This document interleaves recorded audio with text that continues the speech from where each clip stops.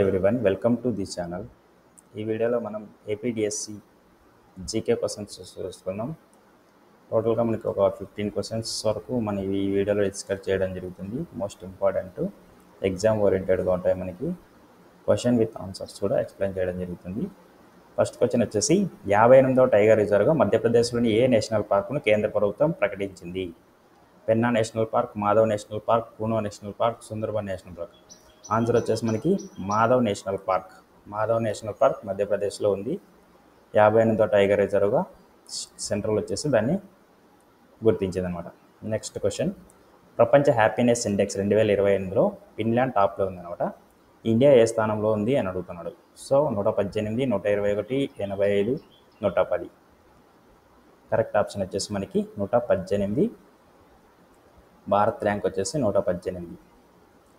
Next, Australia open పురుషుల singles 2025 విజేతగా నిలిచిన వారు ఎవరంటారు? ఆప్షన్స్ రాఫెల్ నాదల్, ఫెదరర్, జాకోవిచ్, జెన్నిక్ సిన్నర్. సో ఇక్కడ కరెక్ట్ ఆప్షన్ వచ్చేసి మనకి జెన్నిక్ సిన్నర్ వచ్చేసి కరెక్ట్ ఆప్షన్. నెక్స్ట్, సో కింద రాష్ట్రాలు వాటి ముఖ్యమంత్రుల గురించి ఇవ్వడం జరిగింది. సరికాని దాన్ని గుర్తించండి. సో ఇలాంటి క్వశ్చన్స్ చాలా ఎక్కువగా వచ్చే అవకాశం ఉంటుంది. ఎంత వీలైతే అంత. ఇదేం లేదండి, కాన్సెప్ట్ అంతే. ఢిల్లీ ముఖ్యమంత్రి వచ్చేసి రేఖా గుప్తా కరెక్టు. మధ్యప్రదేశ్ మోహన్ యాదవ్. నెక్స్ట్ పంజాబ్, ఈ పా అనేది ఇక్కడ టైపింగ్ మిస్టేక్ అయింది. పంజాబ్ భగవంత్ సింగ్ మాన్, అది కరెక్టే. రాజస్థాన్ భజన్లాల్ శర్మ కరెక్టే. ఒరిస్సా మోహన్ చరణ్ మాజీ. ఇవన్నీ కూడా రీసెంట్స్గా ఎలక్షన్స్ అయ్యి కొత్తగా సీఎంస్ ఏర్పడినారు, వాళ్ళకి సంబంధించిన అన్నమాట. మహారాష్ట్ర వచ్చేసి నితీష్ కుమార్ కాదు, ఇది రాంగ్. నితీష్ కుమార్ వచ్చేసి మనకి బీహార్ యొక్క ముఖ్యమంత్రి. మహారాష్ట్ర వచ్చేసి Devendra Fadnavis. So correct option వచ్చేసి మనకి మహారాష్ట్ర అనేది ఇక్కడ తప్పుగా ఉంది. ఈ కింది వాటిలో పద్మ విభూషణ్. సో పద్మ అవార్డ్స్ గురించి క్లియర్గా చదువుకొని వెళ్ళండి, ఎందుకైనా మంచిది. క్వశ్చన్స్ పడే అవకాశం చాలా వరకు ఉంది. ఏ రానివారు ఎవరు అంటున్నారు? కుముదిని లిఖియా వచ్చింది. లక్ష్మీనారాయణ సుబ్రహ్మణ్యం, ఆయనకు కూడా వచ్చింది. జగదీష్ సింగ్ కేహర్, ఈయనకు కూడా వచ్చింది. దువ్వూరు నాగేశ్వరరావు, హైదరాబాద్కి చెందిన వ్యక్తి. నాగేశ్వర రెడ్డి, ఈయనకు కూడా వచ్చింది.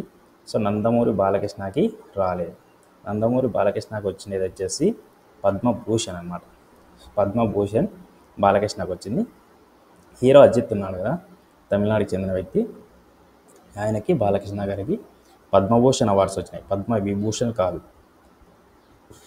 పద్మ అవార్డ్స్ గురించి పూర్తిగా తెలుసుకున్నట్టయితే మనకి పద్మ అవార్డ్స్ 139 మందికి ఇవ్వడం జరిగింది. ఎంతమందికి ఇచ్చారు అని అడగవచ్చు. అందులో పద్మ అవార్డ్స్ ఎన్ని, పద్మ విభూషణ్ ఎన్ని, పద్మశ్రీ ఎన్ని, ఇవన్నీ కూడా అడిగే అవకాశం ఉంది. 7 పద్మ విభూషణ్, 19 పద్మభూషణ్, 113 పద్మశ్రీ అవార్డ్స్ ఉన్నాయన్నమాట. టోటల్ 139. 23 మంది మహిళలు ఉన్నారు. ఎన్ఆర్ఐలు వచ్చేసి 10 మంది. మరణాంతరం 13 మందికి ఇచ్చారు.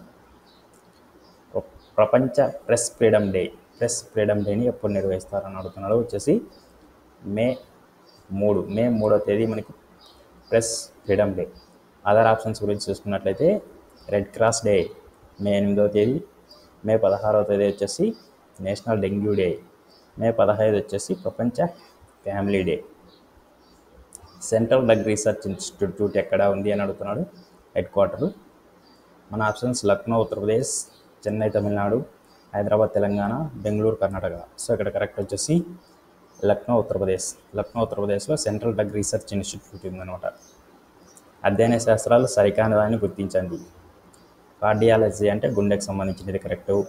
అధ్యయనం డెర్మటాలజీ వచ్చేసి చర్మం గురించి అధ్యయనం. ఆర్నిథాలజీ పక్షులు, నెఫ్రాలజీ కిడ్నీ, న్యూరాలజీ మెదడు. ఇవన్నీ కూడా కరెక్ట్ అనమాట, ఆల్ కరెక్ట్. ఇలాంటివి కూడా చాలా చాలా ఇంపార్టెంట్. జతపరచండి, మ్యాచ్ ద ఫాలోయింగ్, ఇవన్నీ కూడా వస్తూ ఉంటాయి. బకింగ్హామ్ కాలువ ఎక్కడ ఉంది అని అడుగుతున్నాడు. Options Maharashtra, Punjab, Goa, Andhra Pradesh. Correct option వచ్చేసి మనకి ఆంధ్రప్రదేశ్లోని నెల్లూరు, చెన్నై దగ్గర ప్రాంతాల్లో మనకి బకింగ్హామ్ కాలువ సముద్రానికి దగ్గరగా ఉంటుందన్నమాట. పూర్తి సోలార్ పవర్తో నడిచే అసెంబ్లీగా రికార్డుకి ఎక్కిన అసెంబ్లీ ఏది అని అడుగుతున్నాడు. Options Punjab assembly, Gujarat assembly, Telangana assembly, Delhi assembly. Correct option వచ్చేసి మనకి ఢిల్లీ అసెంబ్లీ మనకి సోలార్ పవర్తో నడిచే అసెంబ్లీగా రికార్డుకి ఎక్కింది.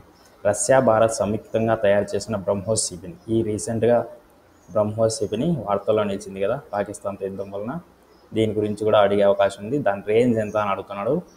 ఆప్షన్స్ 100 కిలోమీటర్లు, 180 కిలోమీటర్, 200 కిలోమీటర్, 290 కిలోమీటర్లు. సో ఇక్కడ ఆప్షన్ వచ్చేసి మనకి 290 కిలోమీటర్లు. స్టాండర్డ్ బ్రహ్మోస్ క్షిపణి రేంజ్ వచ్చేసి 290 నుంచి 400 మధ్యలో ఉంటుంది. సో ఆ మధ్యలో ఏదైనా ఆప్షన్ ఇచ్చినా కరెక్టే, లేదా 290 అంటే 200 పెట్టేయచ్చు, 290 పెట్టేయచ్చు అన్నమాట. భారతదేశం ఇప్పటిదాకా 7 ఐసీసీ ట్రోఫీలు గెలుచుకుంది. వీటిలో అత్యధికంగా ఏవి ఉన్నాయి?